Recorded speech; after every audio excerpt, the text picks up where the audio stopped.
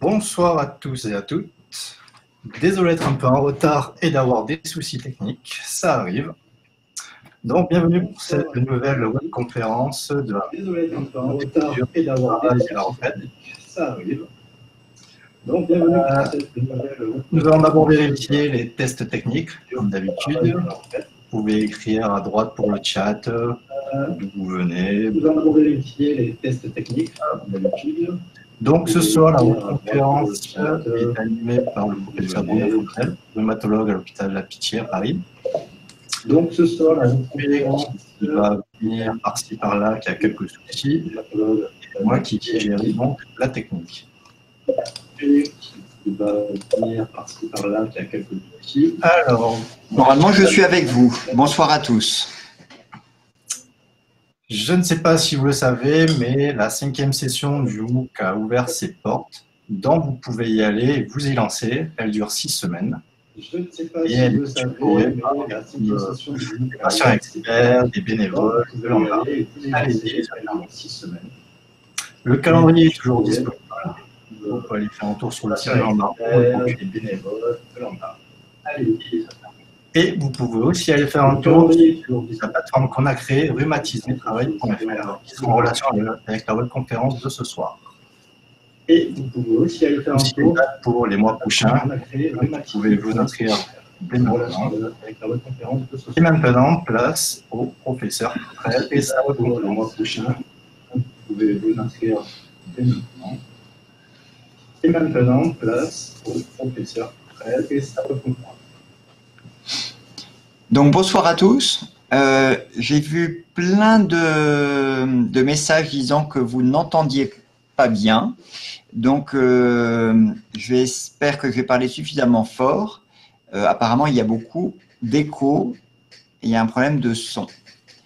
Donc, Damien, si vous avez... Est-ce que l'écho est avec moi ou est-ce que l'écho est avec agréable pour les personnes qui parlent, dites-moi. Est-ce que l'écho est avec moi ou est-ce que l'écho est avec aussi le professeur?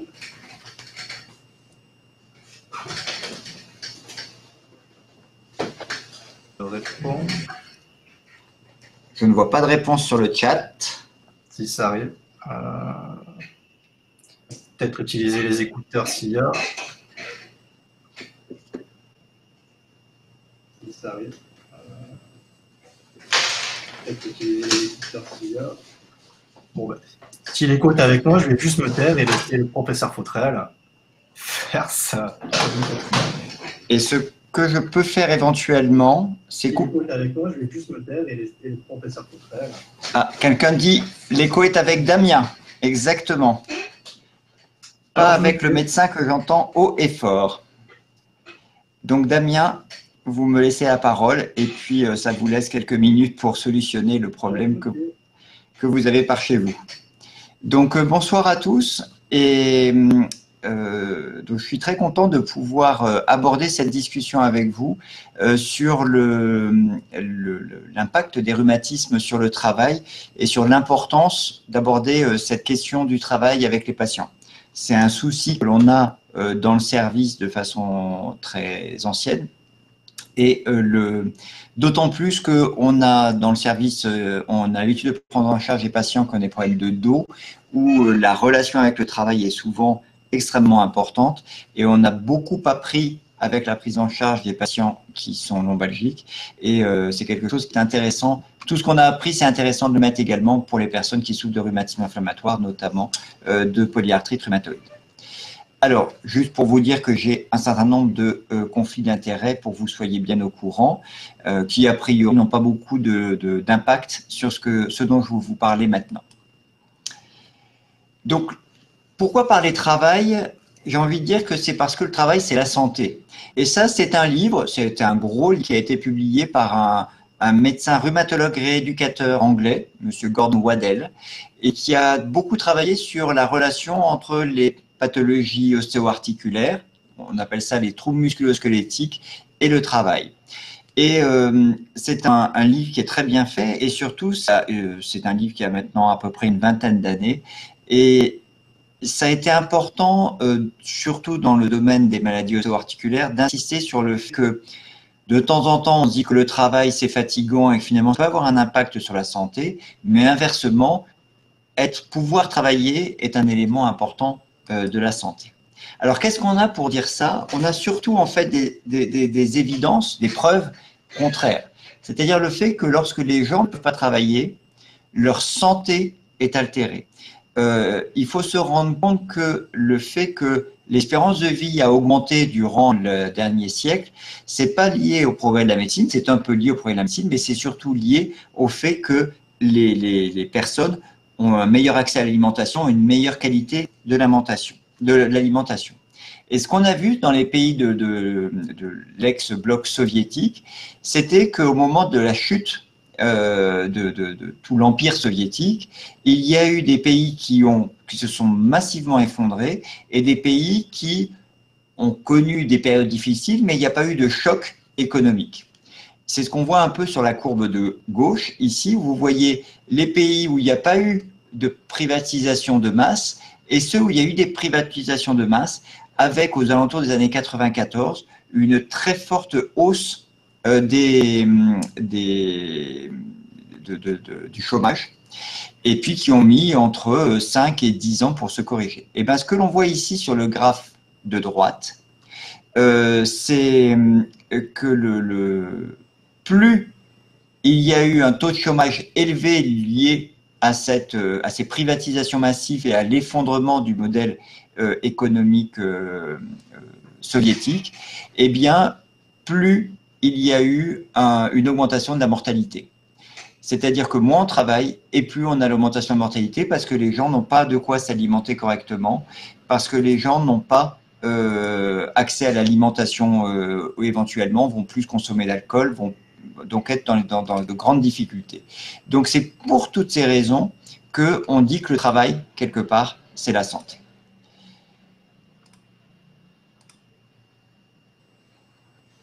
Donc, qu'est-ce qu'on peut dire sur les aspects positifs du travail? Les aspects positifs du travail, il y a plein de littérature là-dessus, qui est le fait surtout que, d'abord, ça permet d'avoir un revenu, ce qui est quand même un gage, pas forcément de bonheur, mais de bon fonctionnement d'un foyer. C'est qu'il y a un aspect social. Par son travail, il y a un certain nombre on arrive à se réaliser au travers de son travail dans un certain nombre de cas. Ça ne veut pas dire que tout est parfait, mais quand même, il y a une question de réalisation sociale. Et puis, il y a des aspects personnels avec le fait de se développer. C'est ce qu'on appelle la centralité du travail. On se construit avec ses études, avec son travail et avec sa vie de famille, mais il y a donc bien le travail qui a une place là-dedans. Donc ça, c'est les effets positifs du travail. Et puis, dans les maladies chroniques, là, c'est un petit peu plus compliqué, on manque d'informations, principalement parce que pendant longtemps, les articles scientifiques étaient consacrés à un certain nombre de paramètres qui étaient importants aux yeux des médecins, notamment la douleur, notamment les articulations qui gonflent, notamment le handicap. Mais le travail, c'était un petit peu plus loin de notre prise en charge et donc finalement, on n'était pas très, très attentif à cette partie-là. On sait quand même, avec un certain nombre d'études, qu'il y a des effets positifs donc, qui sont ceux qu'on vient de discuter à l'instant. Il y a le fait donc, que le lien social qu'on peut avoir par le travail est un facteur d'insertion et donc de moindre isolement. Et puis, en général, ça a un effet positif sur le moral. Il y a quelques effets négatifs potentiels, qui est le fait que souvent, lié au travail, il y a du stress, il y a de la fatigue, qu'il peut y avoir une demande physique, les patients qui ont une maladie chronique et notamment une maladie ostéo-articulaire, un rhumatisme inflammatoire, vont être avec des capacités physiques qui seront peut-être un petit peu altérées. Il y a une nécessité de faire des adaptations du poste de travail ou du travail, et que ça, c'est un point important. il y a des entreprises où ça fonctionne bien, il y a une attitude bienveillante vis-à-vis des adaptations nécessaires, et dans d'autres entreprises, c'est plutôt si vous n'arrivez pas à être au niveau demandé, eh bien excusez-nous, mais on ne peut pas vous garder dans l'entreprise, et puis petit à petit, on va mettre les gens au mieux dans un placard, mais au pire, ce sera directement au chômage. Et puis, il y a un autre effet négatif d'une maladie chronique, c'est qu'il faut gérer la maladie, mais il faut aussi gérer de front la vie personnelle, la famille, et puis tout ce qui est aspect professionnel, avec le fait d'aller au travail, mais aussi de gérer une carrière, si tant est. Donc, on a l'ambition d'évoluer dans sa profession. Donc ça, on sait que c'est compliqué et que des personnes qui veulent tout mener de front et ne lâcher sur rien, de temps en temps, elles arrivent à une situation d'épuisement, elles sont en difficulté parce que c'est compliqué de tout gérer. Et quand on a une maladie telle qu'une polyarthrite rhumatoïde, c'est pas pour ça qu'il va y avoir moins de problèmes au quotidien. Il y a un autre élément qui est important, c'est qu'on sait, et dans le travail c'est très important, et dans la lombalgie c'est très important, c'est qu'il y a une notion de catastrophisme. C'est-à-dire que, et ça a été bien démontré dans la douleur, plus on est dans la souffrance, dans la douleur, dans le stress psychologique, plus va s'installer un cercle vicieux qui va faire qu'on va être beaucoup plus réceptif à la douleur. On va moins supporter la douleur ou les conséquences de la maladie. Et ça, c'est pas bon parce que ça veut dire que petit à petit, du fait de la maladie, du fait des difficultés fonctionnelles qu'on peut avoir, on va petit à petit se retirer. On va plus penser à avoir une évolution de carrière. On va se dire que peut-être qu'il vaut mieux essayer de moins travailler, de se mettre en mi-temps thérapeutique, voire il va y avoir un arrêt de travail et d'autres. Et donc, ce catastrophisme, cette notion de cercle vicieux de la douleur peut s'appliquer aussi autour du handicap et du retentissement professionnel. Et c'est quelque chose qui est important à connaître parce que c'est une spirale négative contre laquelle le patient tout seul ne peut pas vraiment faire face. Et il y a besoin d'une aide extérieure qui soit à la fois une aide de gérer des traitements, donc d'adapter éventuellement les traitements, de gérer l'activité physique, donc peut-être de la rééducation et de la kinésithérapie, de s'armer sur le plan moral pour arriver à faire face aux contraintes. Et c'est tous ces éléments-là qui sont compliqués et pour lesquels les soignants ont un rôle pour aider les patients qui se retrouvent en difficulté. Alors, un petit point quand même pour dire comment on mesure l'impact professionnel. Ce point-là, en gros, il y a deux grandes façons de mesurer l'impact d'une maladie sur le travail ou la relation entre santé et travail. Premièrement, c'est l'absentéisme. C'est le fait de ne pas aller travailler. C'est assez facile à faire parce qu'il suffit de demander au patient, ou mieux de demander à l'assurance maladie, le combien de journées de travail ont été perdues du fait du rhumatisme. L'autre élément, donc ça peut être des arrêts de travail courts, on perd une journée, on perd 2 journées. Des fois, les arrêts de travail deviennent prolongés et on se met en longue maladie.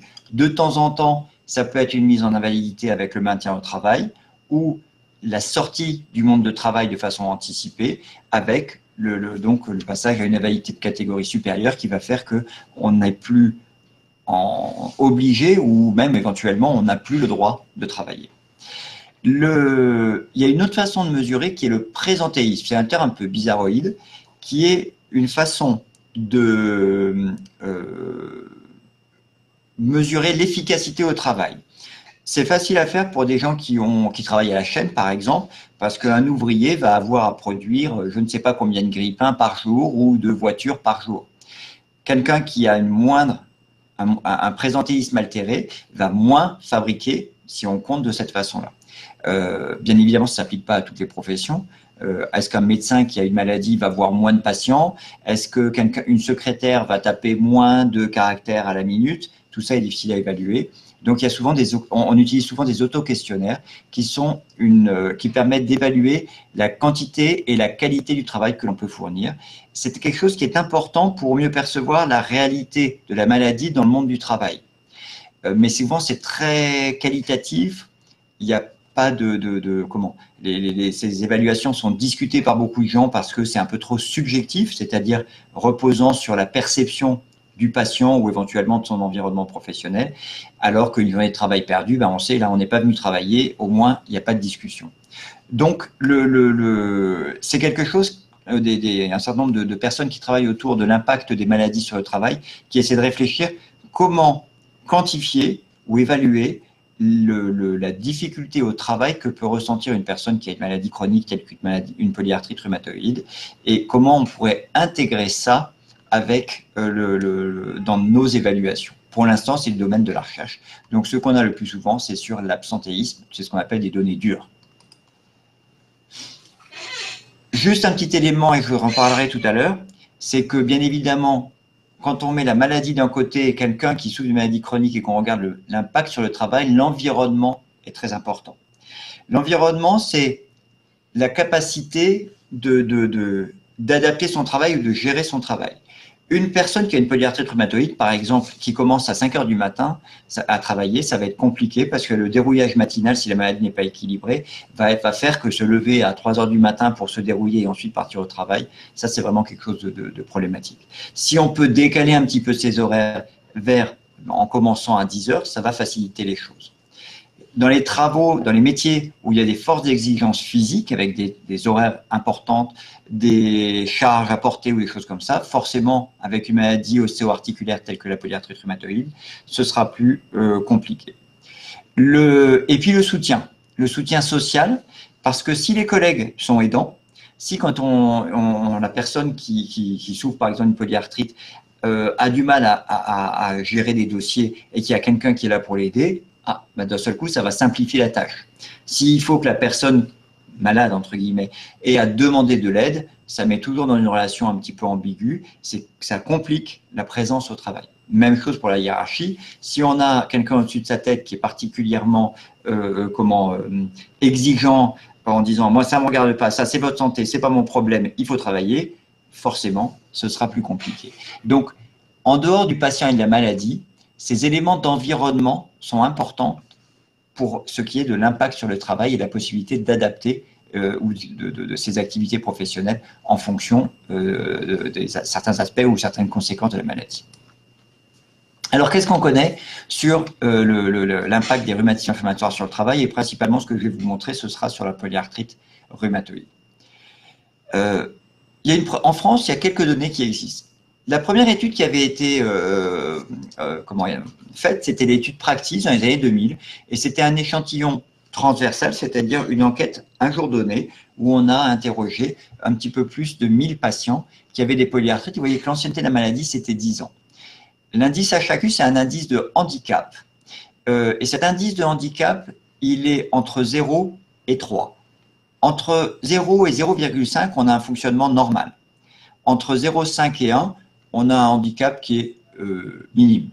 Entre 1 et 2, c'est un handicap modéré. Au-dessus de 2, c'est un handicap important. Donc là, vous voyez que c'est des personnes qui avaient une polyarthrite depuis longtemps et qui avaient en moyenne un handicap modéré. Il y avait un peu moins de 30% des patients qui travaillaient. Un certain nombre étaient en arrêt longue durée. Et il y avait 17% des patients qui étaient en invalidité. C'est tout ce qu'on avait dans cette étude-là. C'était assez succinct. Un peu plus tard, Landar a réalisé une étude qui s'appelait EcoPR, qui avait été proposée par la présidente de l'époque de Landar, qui s'appelait Gisela Kobelt. Et il y avait un petit peu plus de presque 1500 patients qui avaient été interrogés, une durée de la maladie qui était plus ancienne, vous voyez, presque 20 ans, un handicap qui était important. Et là, on voyait qu'il y avait presque 50% des gens qui travaillaient. La majorité des patients travaillaient à plein temps, certains à temps partiel. Il y avait des gens qui avaient des arrêts de maladie, il y avait surtout des gens qui avaient dû changer d'emploi du fait de leur rhumatisme. Et en général, quand on change d'emploi de cette façon, il y a souvent une perte de salaire.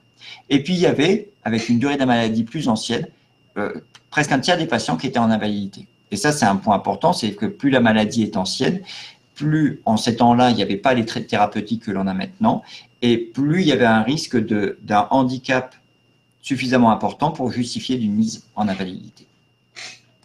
Et ça, c'est un point important, c'est que ça, c'était une étude qui avait repris plein de choses de la littérature. Et vous voyez que dans ces différentes cohortes, c'est-à-dire populations de patients, plus la durée de la maladie était élevée, là, vous voyez qu'on allait jusqu'à 30 ans, et plus il y avait un pourcentage élevé de personnes qui avaient un statut d'invalide vis-à-vis du travail. Et ça, c'est un point qu'il faut garder en tête. Alors, dans tous ces exemples-là, on a des polyarthrites qui sont plutôt assez anciennes. On a quand même des éléments sur les polyarthrites débutantes. Et ça, c'est un point important, parce que ce que je vais vous montrer, c'est des données qui viennent depuis les années 2000, date à laquelle on avait accès de façon plus importante à des thérapeutiques ciblées.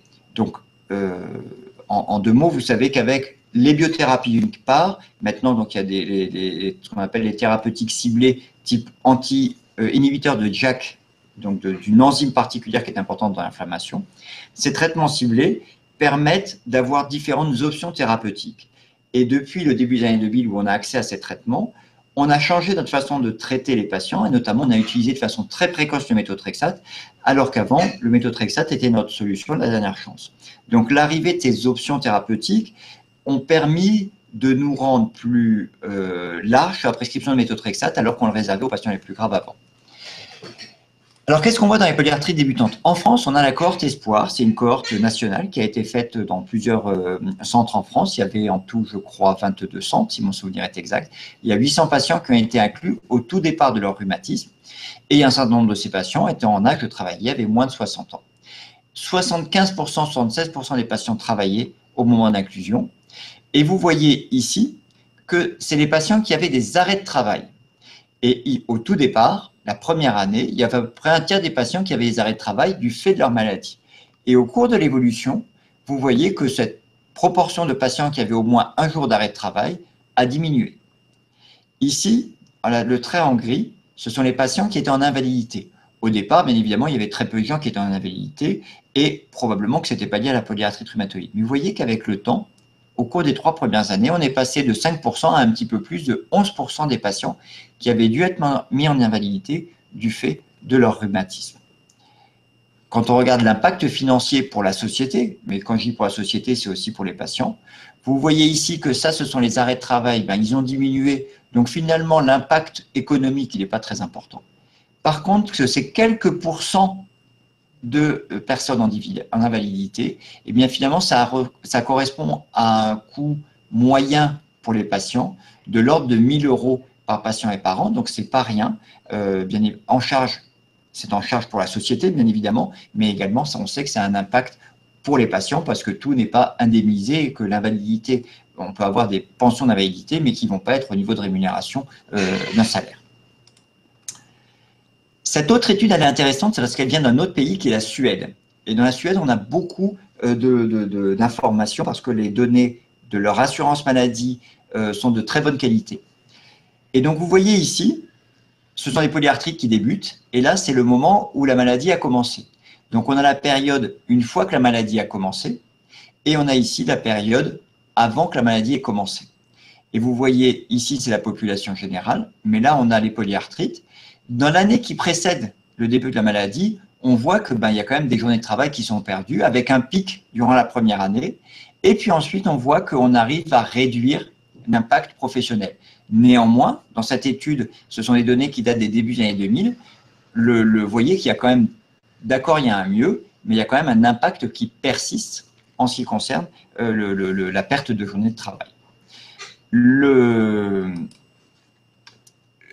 La courbe que vous venez de voir, on l'a transformée ici en histogramme pour vous montrer finalement que le pic au moment de la première année du début de la maladie, il est surtout lié à des arrêts de travail temporaires, des journées de travail perdues, mais plus on avance dans les années, plus on voit que l'impact économique et l'impact professionnel est surtout lié à l'invalidité, c'est-à-dire à des patients qui, malgré les traitements qu'on a pu mettre en route, n'ont pas pu être suffisamment équilibrés pour éviter de passer en invalidité. Un élément quand même intéressant et plutôt rassurant, c'est que dans cette étude, il y avait des patients de la fin des années 2000, des années 90, et puis du début des années 2000 et de la deuxième partie des années 2000, donc environ 2007. Et vous voyez qu'en 1999 et en 2003, on avait vraiment ce pic au moment du début de la maladie, mais en 2007, là, on avait l'accès à plusieurs traitements ciblés, biothérapie ou autres différents, et vous voyez qu'on a réussi comme ça à limiter l'impact et à plus rapidement contrôler les patients. Et là, on voit qu'on arrive avec ces traitements à casser l'histoire naturelle de la maladie et à revenir dans une zone où la fréquence des arrêts de travail se rapproche de la population générale. Donc ça, c'est un point important pour montrer que cet impact qui est réel Avec les traitements, on arrive quand même à le modérer. Alors, quels sont les facteurs favorisant ces arrêts de travail et cette sortie du marché du travail? Il y a des éléments démographiques qui sont importants, et ça, on n'y peut rien. Plus une personne va être avancée en âge, plus ce sera difficile de la maintenir au travail, pour différentes raisons. Les employeurs ne sont pas toujours tendres avec les personnes qui sont au-dessus de 50 et 55 ans. Il y a aussi des choix personnels, notamment dans les pays où il existe un fort soutien social, donc c'est le cas de la France, c'est le cas de la Suède. Quand les enfants sont grands, ils sont partis du foyer familial, on a payé la résidence principale, et bien à ce moment-là, on se pose la question de la mise en invalidité, et on se dit, bon, peut-être que l'on va finalement se dire qu'on va trouver peut-être une rémunération inférieure, mais qui permettra d'aller jusqu'à la retraite. Le sexe peut influer, souvent au détriment des femmes, d'ailleurs, puisque on sait que la vision des employeurs, notamment sur les travailleurs de sexe féminin, n'est pas égale à celle du sexe masculin. Et il y a une question donc d'attractivité pour le travail, mais également de niveau de rémunération. Encore maintenant, il y a des décalages, il y a des politiques essaient d'œuvrer là-dessus, mais ça passe pas forcément dans la pratique. Le fait d'être marié ou le fait d'être en couple est toujours quelque chose qui est aidant, parce que même si tous les couples ne s'entendent pas parfaitement, quand on est seul, il faut gérer tout soi-même. Quand on a un conjoint ou une conjointe, ça permet quand même d'avoir un petit peu d'aide extérieure. Le niveau d'éducation est un point très important. Plus le niveau d'éducation est élevé, le niveau d'études est élevé, moins l'impact sera important sur le travail, simplement parce qu'il y aura possibilité de faire des adaptations professionnelles, le travail sera probablement moins physique et il y aura une possibilité éventuellement de faire des reconversions professionnelles. Alors que si vous avez une personne avec un faible niveau d'études, voire une personne qui maîtrise mal la langue française, eh bien, tout ce qui va être reconversion ou adaptation du travail va être beaucoup plus compliqué. L'ethnie, par contre, il n'y avait pas de choses très évidentes. Voyez ensuite, ce sont tous les paramètres liés à la maladie. Là, on a des données contradictoires. Pour une raison très, très simple maintenant, c'est que quand on n'avait pas de traitement efficace de la maladie, plus on avait un facteur rhumatoïde ou des auto-anticorps de la polyarthrite, plus la maladie était active, et plus l'atteinte structurelle allait être importante, et plus il y allait avoir des conséquences sur le plan fonctionnel et sur le plan donc, de maintien au travail. Maintenant qu'on a des traitements efficaces, on arrive à vraiment, plus la maladie est active, plus on va arriver vite aux biothérapies et aux traitements ciblés, et mieux on arrivera à contrôler la maladie. Donc c'est pour ça que c'est contradictoire. Bien évidemment, quelqu'un qui a une polyarthrite qui a beaucoup abîmé les articulations, le retentissement professionnel est probablement important. En termes de handicap, on a notre indice HAQ qui nous permet d'évaluer les choses. Et donc, clairement, plus le HAQ est élevé, plus on va avoir un impact sur le travail et une difficulté à se maintenir au travail. Et enfin, l'environnement professionnel est un point très important. C'est plus compliqué quand on a un travail manuel. Et souvent, c'est associé à un moindre niveau d'éducation. Donc, ça veut dire que l'adaptation du poste de travail ou la reconversion professionnelle sera plus compliquée. Elle n'est pas impossible, mais elle sera plus compliquée. Le rôle du superviseur ou l'attitude de la hiérarchie est un point important. Et il y a beaucoup, je reviendrai à ça dans un instant, il y a beaucoup de choses à faire dans le monde du travail pour rendre le monde du travail plus tolérant face à la maladie et au handicap. Et puis, la rémunération, le niveau de rémunération du travail, là, c'est un peu plus contradictoire. Alors, qu'est-ce qu'on peut faire? La première chose, ça c'est clair, c'est qu'il faut mettre en place un traitement efficace. Ce qu'on appelle le treat to target, traiter en visant une cible précise qui est la rémission, et faire un contrôle serré de la maladie, ce qu'on appelle le tight control en anglais. Et cette étude est intéressante parce que vous voyez ici les gens qui vont sortir du marché du travail du fait de leur maladie. Ici, vous avez des gens qui sont en rémission. Et bien finalement, on ne voit pas d'impact, on ne les voit pas sortir du travail. Les gens qui ont des réponses modérées, vous voyez qu'il y en a quand même quelques-uns qui, après quelques années d'évolution de la maladie, vont finir par sortir du marché du travail, alors que les gens qui sont non-répondeurs, c'est eux qui vont avoir l'impact le plus important. Donc, si on arrive à mettre la maladie en rémission, c'est l'objectif numéro 1, on arrivera à maintenir les gens au travail. On sait, avec ces données, ça c'est un exemple d'un registre allemand, ici vous avez le pourcentage, le taux d'emploi, c'est-à-dire qu'en violet les femmes, il y a un petit décalage dans la légende, en violet ce sont les femmes, en bleu ce sont les hommes, et c'est le pourcentage de personnes qui sont en âge de travailler et qui sont bien au travail. Vous voyez, ça c'est la population en pointillé, la population normale, mais vous voyez que les hommes entre les années 2002 et 2007, on est passé de 46% de gens effectivement au travail à 57% des hommes au travail, et pour les femmes de 36 à 45%. Donc on a bien augmenté la capacité à travailler des patients.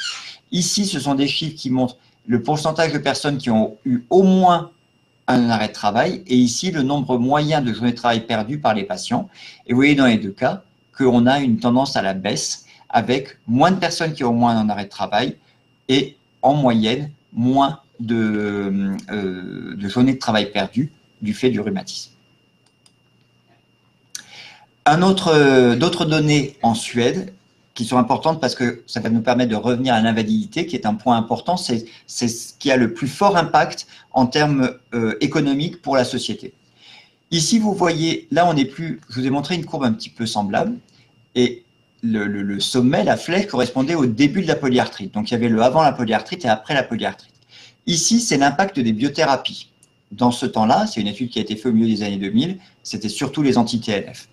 Et vous voyez ici que des patients qui avaient une polyarthrite, dans l'année qui précède la mise sous anti-TNF, on voit qu'ils perdent de plus en plus de journées de travail parce que le rhumatisme est présent et finalement, ça a un impact sur leur travail. Et puis, on les met sous biothérapie et on contrôle mieux les choses. Et vous voyez qu'on ne les remet pas exactement au même état qu'avant, mais on arrive à réduire le nombre de journées de travail perdues. Donc, un impact significatif des biothérapies. Quand on regarde ici sur l'invalidité, là, par contre, on voit qu'on n'a absolument aucun impact.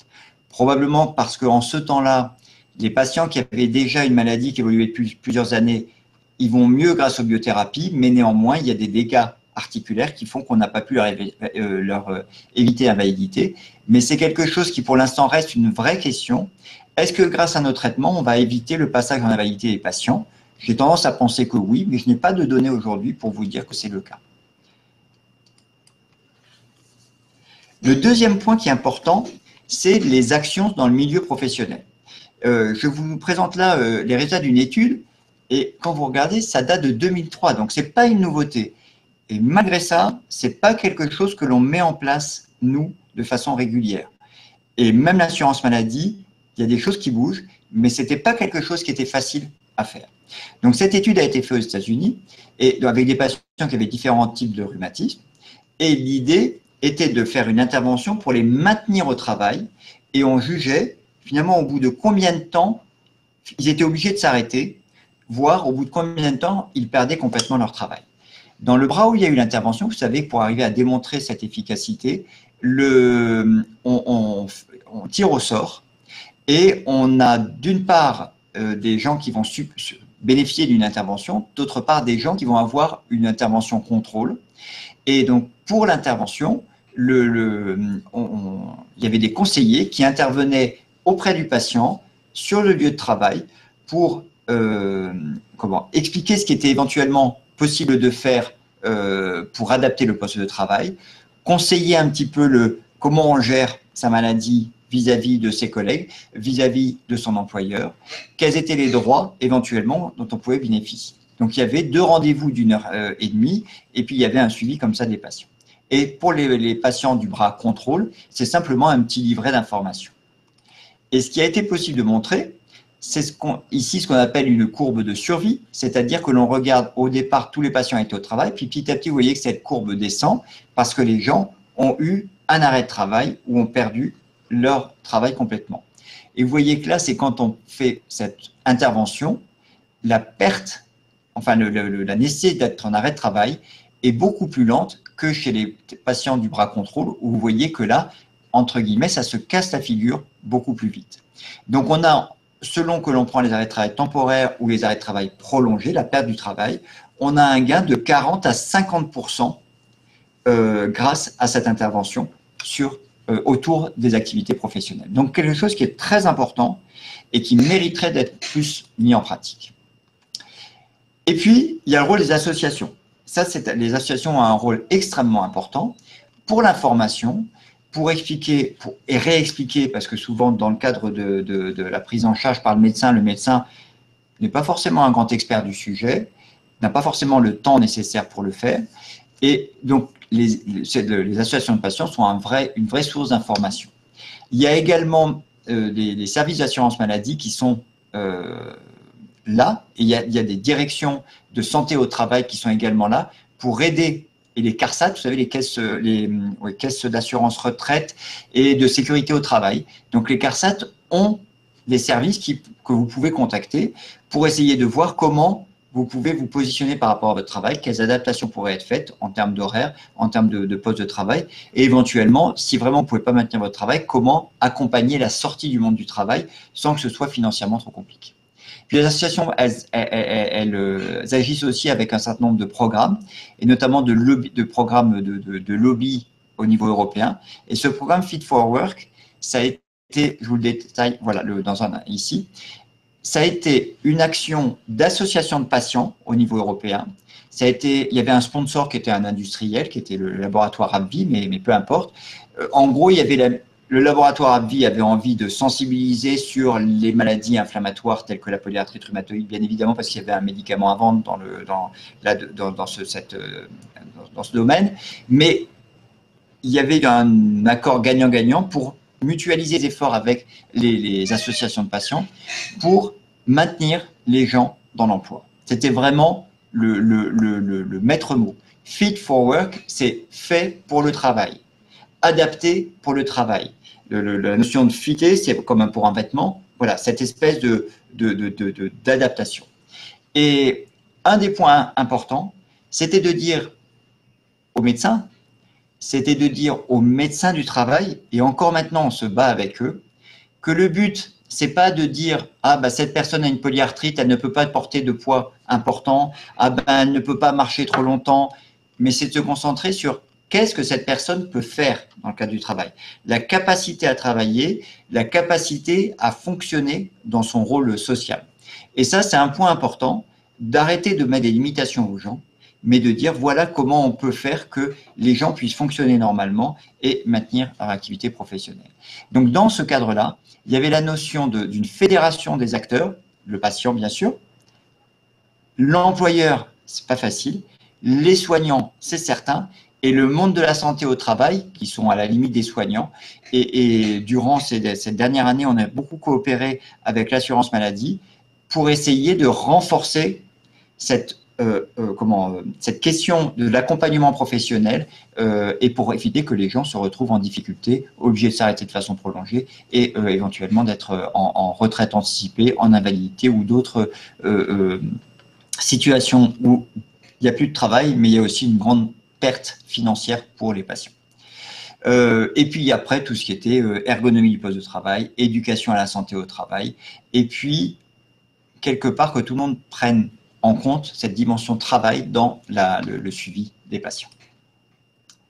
Donc pour conclure, je voudrais insister sur le fait que le travail, c'est bon pour la santé. C'est clair qu'il y a des jours où on a des doutes. Il y a des jours où le travail, c'est pesant, où on a l'impression que, oui, les conditions de travail sont compliquées. Bref, on ne va pas faire une situation édulcorée.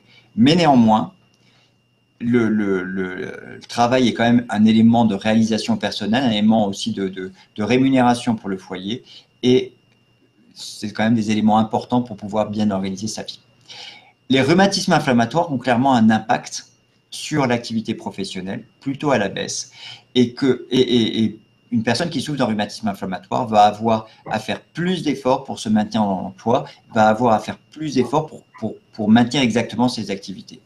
Il y a eu un bénéfice important grâce au traitement qu'on utilise maintenant, non pas parce que c'est des révolutions et c'est des produits miracles, simplement parce que ça nous permet de mieux contrôler l'inflammation et d'augmenter la proportion des patients qui vont être mis en rémission. Et qui dit rémission, dit fonctionnement normal, dit prévention des dégâts articulaires. le type de travail et les relations au travail sont des éléments importants qui peuvent être travaillés, entre guillemets, par les différents acteurs sociaux. Et c'est là que probablement la mise en place de programmes de communication autour, donc dans l'entreprise, autour des rhumatismes, autour de comment gérer un travail quand on a des problèmes ostéo-articulaires, ce serait quelque chose qui est important et qu'il faudra encore amplifier dans les années qui viennent. Voilà, je vous remercie pour votre attention et je suis prêt donc à répondre à vos questions. Merci beaucoup Bruno. Je crois qu'on a eu… Sonia, tu reprends la main? Oui, 2 petites secondes. Donc, bonsoir à tous. Je récupère la fin du wagon. On a eu quelques questions qui sont Alors, très je vois déjà la dernière question qui s'affiche, oui. C'était « Je croyais que le sujet était aussi la retraite ». La retraite est quelque chose de forcément plus compliqué. Non, plus personnel. Pour nous, en tant que médecins… Merci beaucoup Bruno. Je crois qu'on a eu…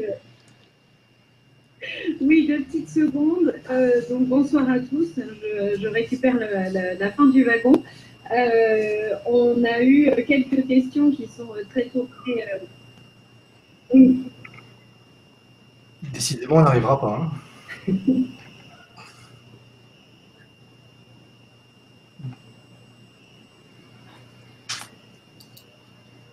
Du coup. Sonia?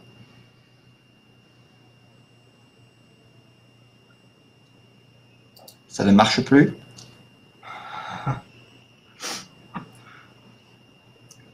Je crois qu'on va laisser le professeur Fautrel conclure et terminer la webconférence tout seul. Alors, ce que vous…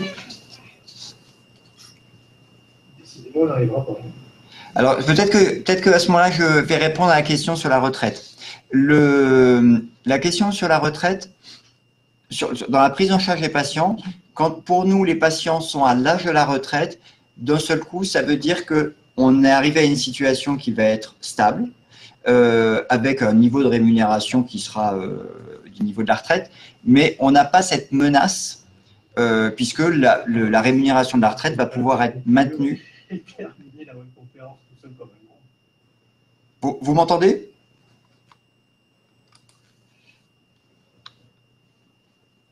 Ah, d'accord. Donc j'arrête.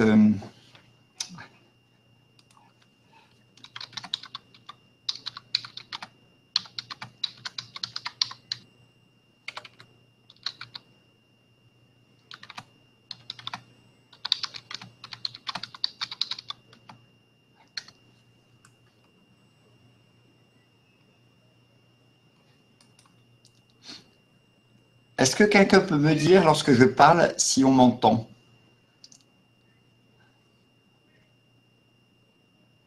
Ok. Donc, parfait. Donc, pour la retraite, j'aimerais bien que vous me précisiez les questions que vous posez autour de la retraite. Finalement, le but est toujours d'arriver à fonctionner normalement, à arriver à mener sa vie de loisir, à s'occuper des petits-enfants si le cas échéant, à faire des voyages.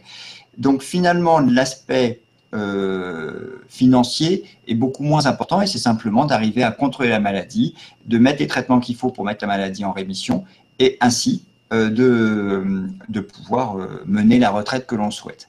C'est pour cette raison que je n'ai pas abordé spécifiquement l'âge de la retraite. De temps en temps, lorsque les patients sont en difficulté sur le plan professionnel, on cherche à essayer de voir dans quelle mesure, avec le chômage ou une mise en invalidité de courte durée, on peut faire une sorte de viaduc jusqu'à l'âge de la retraite.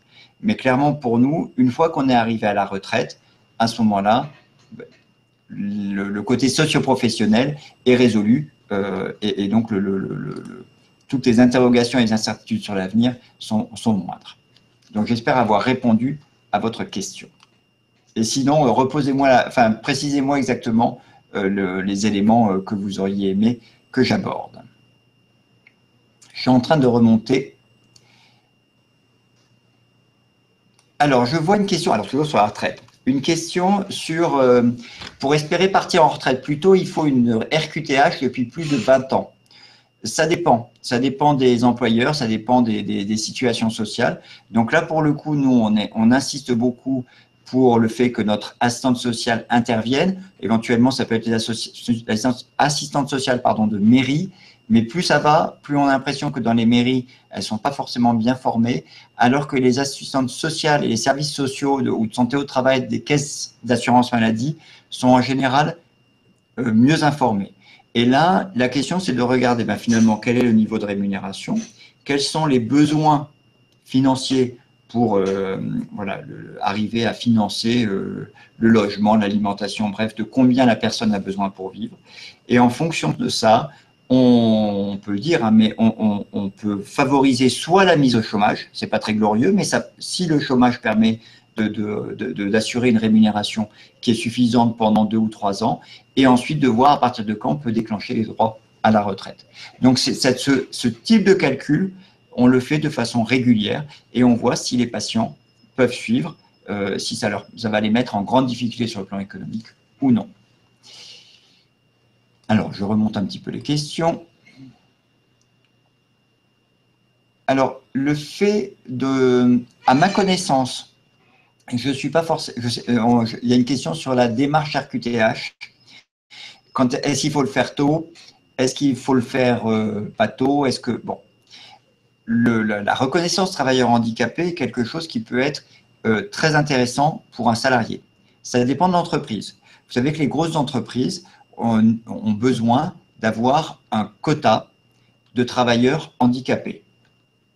Pas très beau, mais c'est pour faciliter le maintien en emploi des travailleurs.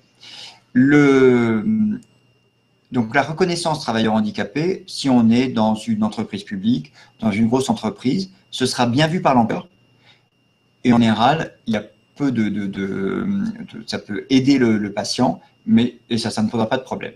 Dans des petites structures, dans des structures où les adaptations du poste de travail ne sont pas faciles, ça peut jouer des mauvais tours. Et ça, c'est quelque chose qu'il faut évaluer parce que de temps en temps, un employeur est capable de dire, écoutez, du fait de votre handicap, et vous avez une reconnaissance travailleur handicapé, je ne peux pas vous garder dans votre emploi parce que le travail va être trop demandeur pour vous sur le plan physique, et donc je suis désolé, mais je ne peux pas vous maintenir dans l'emploi.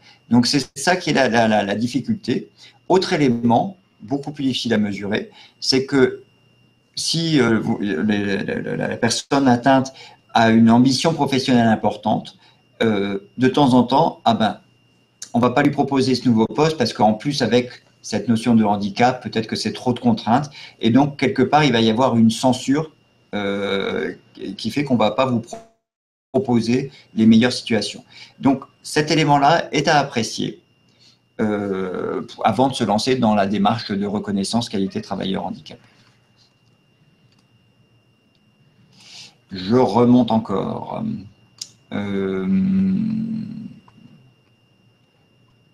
J'essaie de reprendre.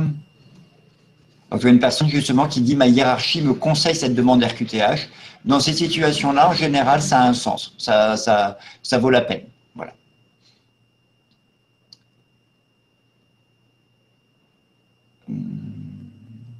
Je suis en train de remonter les questions. Alors, l'idéal serait donc d'adapter le poste de travail pour pouvoir gérer avec du télétravail, moins de déplacements, des horaires décalés. Ça, c'est un point qui est extrêmement important et il n'y a pas c'est forcément du sur-mesure. Il faut avoir cette adaptation en fonction de votre poste de travail, de votre emploi. Si le fait de décaler les horaires fait que vous êtes en décalage avec vos collègues, ça ne va pas forcément être facile. Éventuellement, vous n'allez pas être dans le même rythme, vous allez être tout le temps avec ce décalage un peu à la traîne. Donc, il faut que ce soit bien fait pour que ça marche. Même chose avec le télétravail. Si vous êtes en interaction avec les autres, il faut que cette interaction elle puisse se maintenir, sinon les gens vont dire « Ah ben, on aurait bien aimé avoir telle personne, mais elle n'est pas là, bon, on va faire sans. » Et auquel cas, quand vous arrivez derrière, vous n'allez pas réussir à vous remettre dans la boucle. Donc ça, c'est s'il y a une chose importante pour moi, c'est qu'il n'y a pas de solution unique qui va pour tout le monde.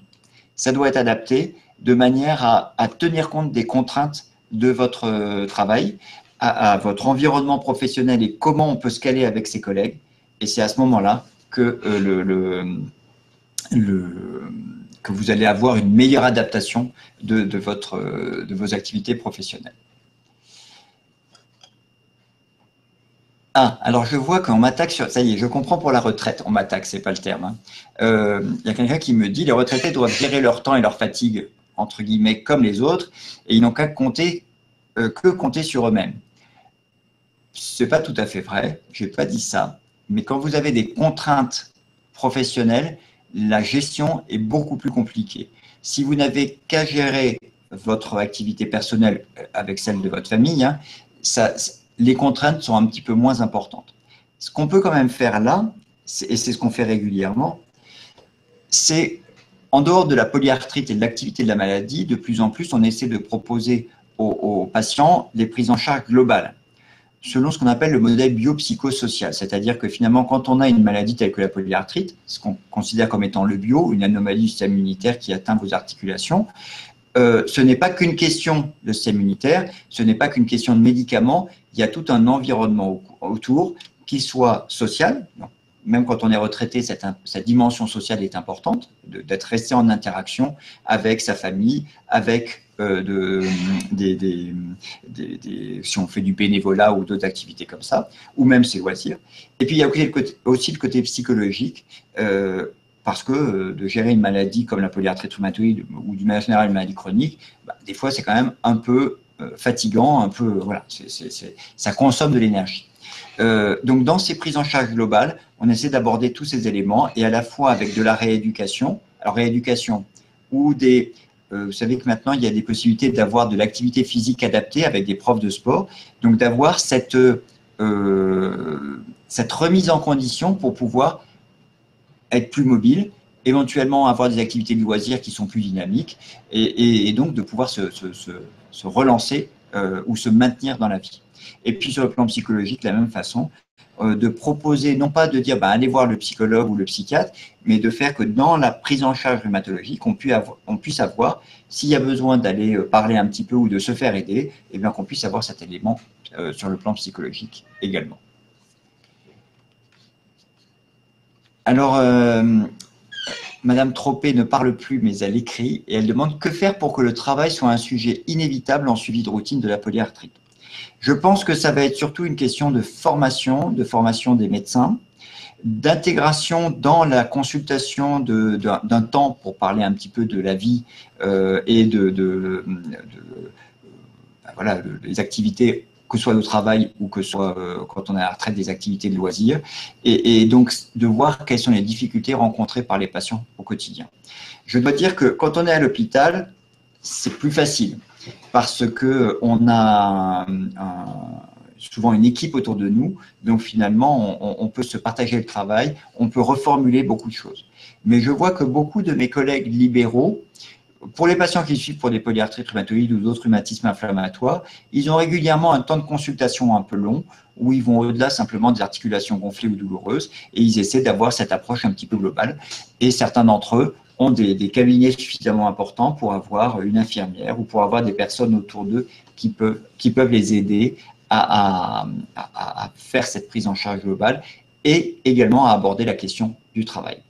Après, il y a clairement aussi une formation à faire avec l'assurance maladie pour essayer de montrer toutes les options possibles.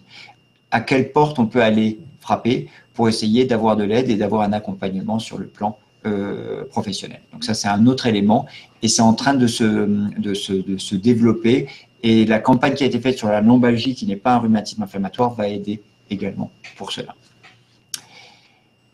Là,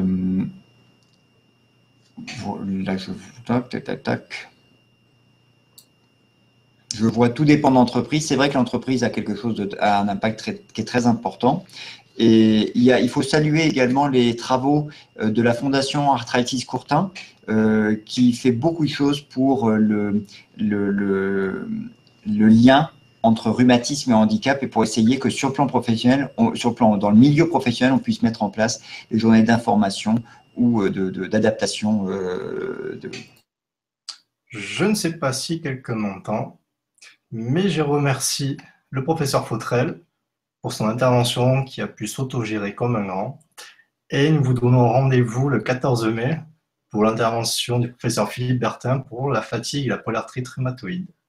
Je vous souhaite bonne soirée à tout le monde et encore désolé pour tous ces problèmes techniques. Merci.